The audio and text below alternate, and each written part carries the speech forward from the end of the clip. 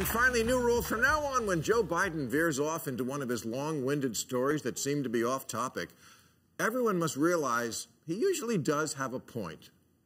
But those of you who are over 50, how often did you ever see advertisements on television with black and white couples?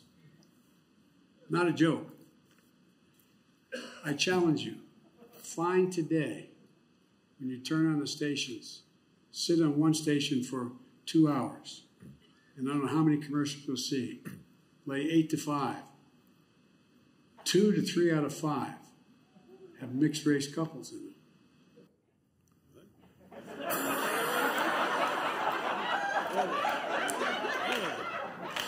I'm going to tell you. I know it sounds kind of out of left field, but actually Uncle Joe is pointing liberals towards something they need to be more aware of. They have a bad case of progressophobia. That's the phrase coined by Steven Pinker to describe a brain disorder that strikes liberals and makes them incapable of recognizing progress.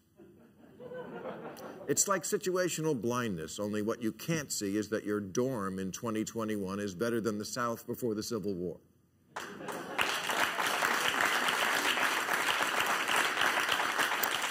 If you think America is more racist now than ever, more sexist than before women could vote, and more homophobic than when blowjobs were a felony, you have progressophobia and should adjust your mask because it's covering your eyes.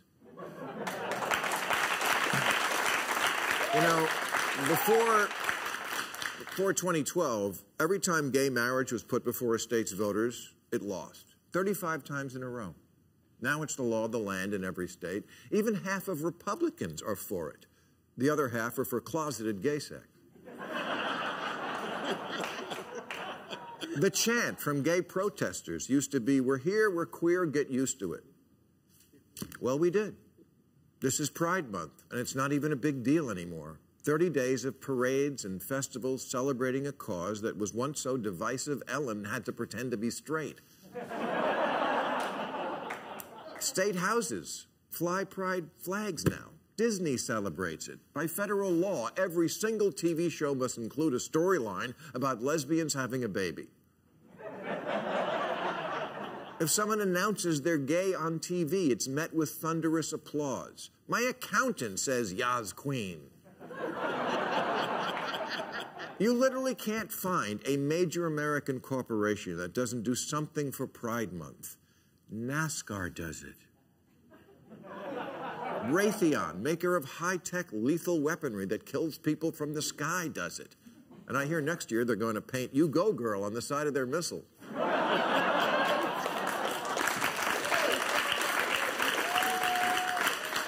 And it's not just LGBT issues.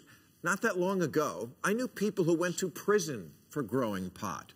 And today you can legally smoke it for fun in 43% of the country, and I will.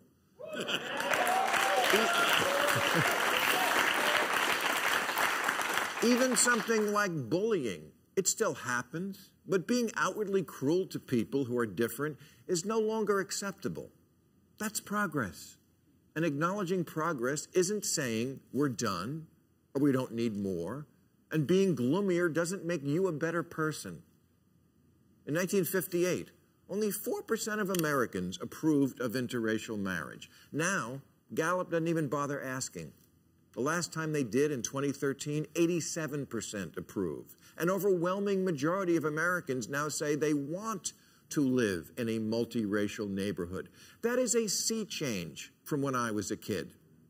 In a country that's 14% black, 18% of the incoming class of Harvard is black, and since 2017, white students are not even a majority in our public colleges.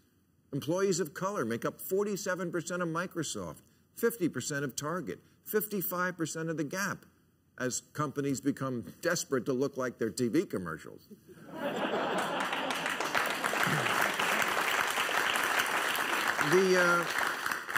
The Friends reunion we just had looked weird. Because if you even suggested a show today about 6 people, all of whom were straight and white, the network would laugh you out of the room and then cancel you on Twitter.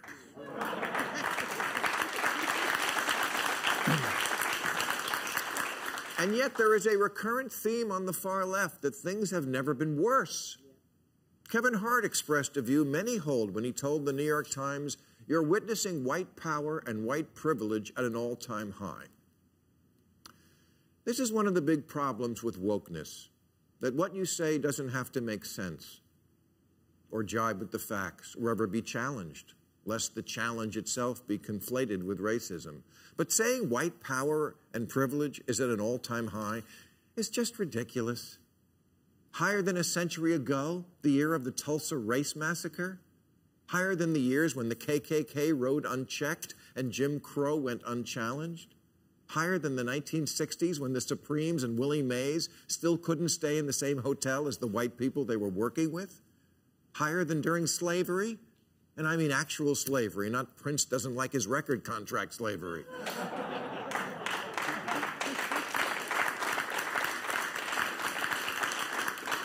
Racism is still, unfortunately, still with us. We have the footage in policing, housing, job discrimination, segregated schools, wealth inequality. The legacy of injustice sadly lives on and demands remedial action.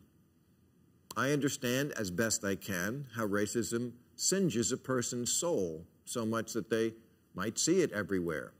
But seeing clearly is necessary for actually fixing problems, and clearly racism is simply no longer everywhere. It's not in my home, and it probably isn't in yours, if I read my audience right, and I think I do. For most of the country, the most unhip thing you could ever be today is a racist. Even Derek Chauvin was not backed up by his fellow officers, and that never used to happen. The low point of race relations wasn't Kim Kardashian wearing cornrows, even though it happened on Snapchat and George Wallace standing in a doorway didn't. Because here's the thing, kids. There actually was a world before you got here.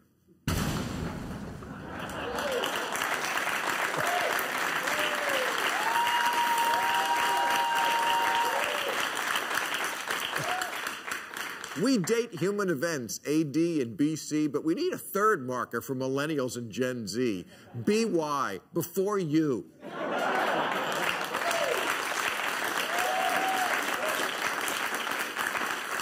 It's telling that in a recent Harvard youth poll of Americans between 18 and 29, 72% of blacks said they were hopeful about the future of America, as compared to only 46% of whites.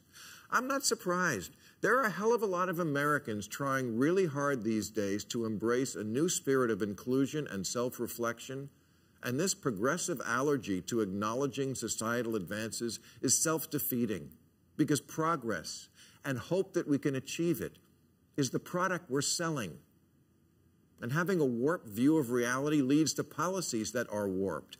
Black-only dorms and graduation ceremonies, a growing belief in whiteness as a malady and white people as irredeemable, giving up on a colorblind society. Only if you believe we've made no progress does any of that make sense. I can name some things that actually are worse than they've ever been before, like the environment and homelessness in LA and the prospects for maintaining an actual democracy in America. But where progress has been made, it's not a sin, and it's certainly not inaccurate to say, we've come a long way, baby. Not mission accomplished, just a long way.